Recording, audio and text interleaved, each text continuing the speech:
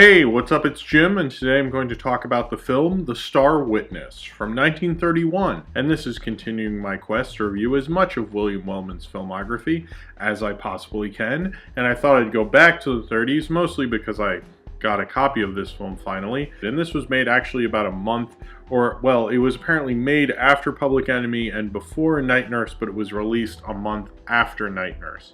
And this is one of what's considered Warner Brothers ripped from the headlines pictures. Back then we didn't have Law and Order SVU, we had Warner Brothers, I guess. Much like Wild Boys of the Road, although that was more of a passion project. I think Wellman kind of actually did have some passion behind this, but kind of half a Simon picture, half not. I kind of get the impression he did actually want to make this film because that's the way it was as a studio director in those days. But it was ripped from the headlines about a case in which 4 children were gunned down in Harlem during a crossfire and they couldn't get anyone to testify. And this film is about a family who is enjoying a nice family dinner. Their grandpa, who's been furloughed from a old soldier's home for 48 hours, who is living from the Civil War, even though that seems kind of improbable at the time period, but whatever, let's go with it. They hear some shooting outside, which at first they think is car backfire, and they go out and see, of course in the rain, because it's William Wellman, that there's a shooting going on. 2 men who are shot and killed, and then the people who shot those guys, there's like a group of 4 guys,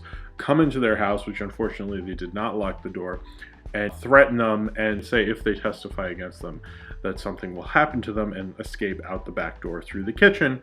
They unfortunately tell the cops. They do try to do their civic duty and testify against them, and they talk to the district attorney, but then the father is picked up from his work and beaten into a pulp and thrown against a wall. They're threatened several times and tried to be bribed so that they do not testify against this criminal Maxi Capo, who the district attorney is trying to get and execute and take off the streets.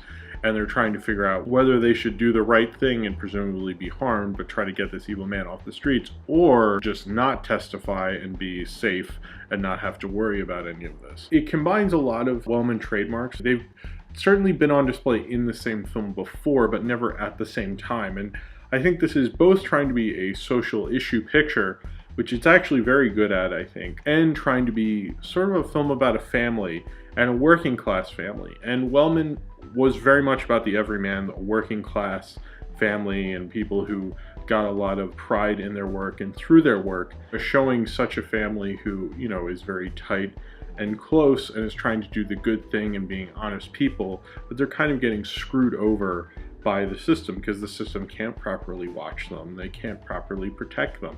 And it's both honoring the system, because this is a Hollywood film, so you can assume it doesn't turn out too badly, no offense, spoilers, but it also gets rather dark in there, and I think really shows that they can't be protected, and kind of plays off of the fears of the people that incident this film is based on, the fears that those people had, that they didn't want to be harmed, they didn't want to be beat up if they wouldn't take a bribe, even if it is their civic duty. They're trying to represent what you should be doing, what is the proper responsible thing to do, but they're also showing like, well, yes, but you know, you'll have to pay the price for that, unfortunately.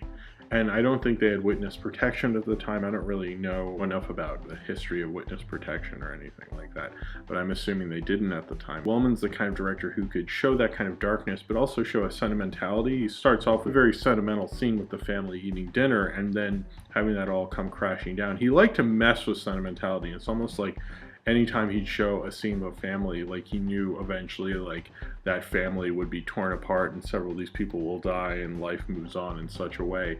And it's interesting that Wellman did that so often, and he liked to play in that. As much as you think he's a family man and has a lot of sentiment to him, I think he'd like to show how that could be both a burden and a hindrance, also how easily they can mess with these people because they're trying to be good working class people, but they're evil criminals. It's also interesting to note that this is very close to Public Enemy, and he's showing the opposite version of it. Instead of the film about James Cagney's character, it's like the film about Tom Power's brother in that film, trying to be an honest and good man. And this family is very much trying to do that. And even though this is a pre-code film, there's certainly some violence in this that's pretty extreme when the father's being thrown against the wall. Although that looks to me like a dummy. I don't think that was a real person. Some people say it is and find it very shocking.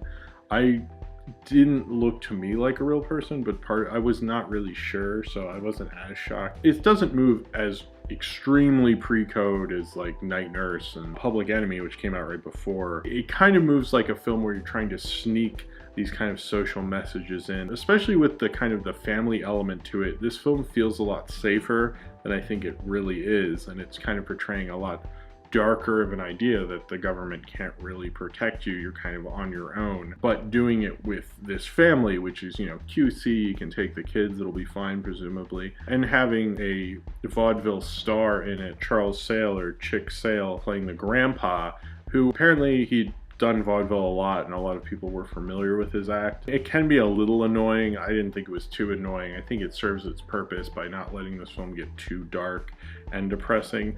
And it's interesting that I think this film doesn't fully go as dark as I think the film implies it could go, because you have the younger kids and grandpa to kind of lighten the mood. It's maybe a little more subversive because it softens the blow. Grandpa really believes in telling on these people and having a civic duty. It almost makes it darker that the family won't agree on what they should do, and they're kind of doing things out of fear and necessity and doing what they have to do, and doing that with this kind of cutesier family ideal. Apparently this was the first film that Wellman had in development when he went to Warner Brothers after leaving Paramount, but it took a while for it to get made for various reasons. It was actually remade in 1939 as The Man Who Dared, which was actually one of its working titles, oddly enough. And this film had some decent actors in it. Walter Houston plays the district attorney. Pa leads in it is Grant Mitchell, who would later play the father in Wild Boys of the Road. And I think since this and Wild Boys are ripped from the Headlines films, I think you could probably do an interesting double feature, you know, throw Heroes for Sale in there as well. Maybe a triple feature. I don't think this is as strong and as distinctly Wellman, but it shows a lot of his trademarks, like particularly his sentimentality. He was very good at showing families and showing the bond of family and showing the disagreements between families. It certainly had just done that in this same year in Public Enemy, basing that family dynamic around this issue, like what should they do, what's the best thing for the family, but also having this be an enjoyable kind of Hollywood film at the same time. And I think this film really rides that line, but comes out in the end where I still believe in, you know, happy endings and everything, but it also makes me kind of question the social issue. I think it just maybe shows you the fear in that and why people are fearful, and doesn't entirely trust the system, which is something I don't think Wellman ever trusted any system. And you can tell he's a director that certainly has some doubt in him and that he could get it to be this dark. I think a lot of directors at this time and throughout the 30s would probably verge on the government side, but Wellman wasn't that way. And I think had another kind of safer studio director done this type of a film, I don't think it would be what it was. And that's probably why Wellman had at least stayed around through the development of this film and kind of stayed with it and wanted to direct it in the end, because I think he knew he could do something interesting with it. He always liked to play around and experiment. I think this is kind of an interesting, different way, but doing it in a very Hollywood way and showing like why he could be such a strong studio director, and showing some of his own darker interests that he had. Being a director at this time, you really, if you wanted to have some of these issues, you really had to sneak them in. And there's kind of a classiness about that. And I was surprised how much I liked this film. And I think if you describe this film to people, they wouldn't really get it. Unfortunately, it's not very available. TCM plays it very rarely, but when they do try to DVR it, it's not available on DVD to at least my knowledge, and I couldn't really find it online, but maybe someone will upload it at some point. I think this is one of those films that shows how good of a studio director he was, not just an auteur, but still being an auteur at the same time, at least in this film. So if you have seen The Star Witness and you would like to talk about it, then comment below in the comments and subscribe if you would like to. The next film will be Across the Wide Missouri, and that'll probably be in like 2 weeks, and I hope to see you then, and thank you for watching.